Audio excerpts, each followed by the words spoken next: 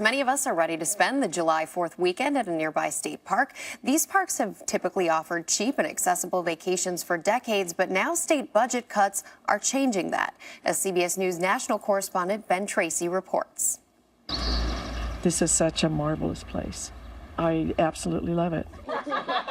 Washington State's a beautiful state, and we just want to get out and enjoy it. For more than 85 years, the views at Deception Pass State Park have been priceless.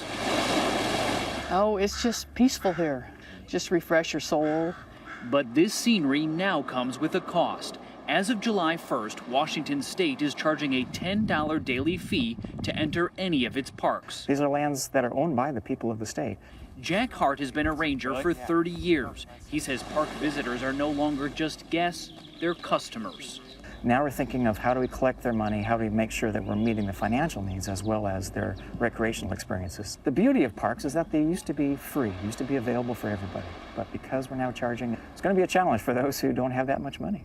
People like Randall Kelly. He's fished here for 25 years.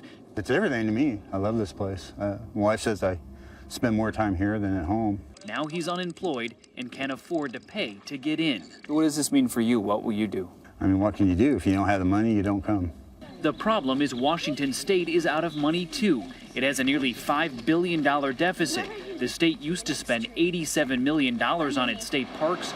Now lawmakers are defunding all 118 of them.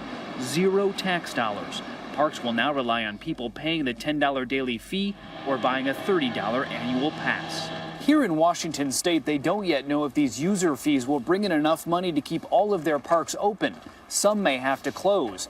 That's a worst-case scenario already being felt in California. There, Governor Jerry Brown plans to close 70 of California's 278 parks, a whopping 25% of state parkland.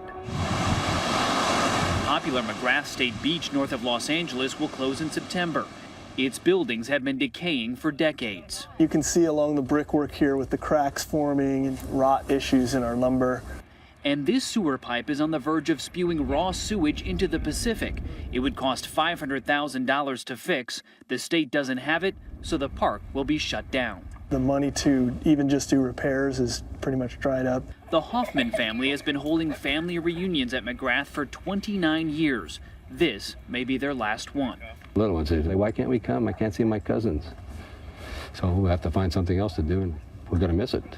It's going to be sad. Across the country, many states are making tough choices, cutting funds from their parks or closing them altogether.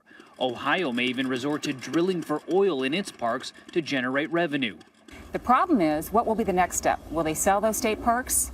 And then where will my grandkids and where will your grandkids spend their time in nature? I mean, that's a real concern for us. Back at Deception Pass, volunteers are picking up the slack. We have rangers here that are cleaning restrooms. These are rangers with degrees. They don't have the time to go out and teach people about their outdoor environment. Or show them those priceless views. We live in the best place in the world, and it doesn't come free. At least not anymore. Ben Tracy, CBS News, Deception Pass, Washington. And there is potentially a broader economic ripple effect. One big loser if state parks were to be padlocked would be the nearby communities. Everything from stores where park users buy their supplies to shops where they get their RV service. Those could all be hurt. The parks cost state governments about $2.3 billion a year, but they generate nearly 10 times that amount for the surrounding areas. It's about $20 billion.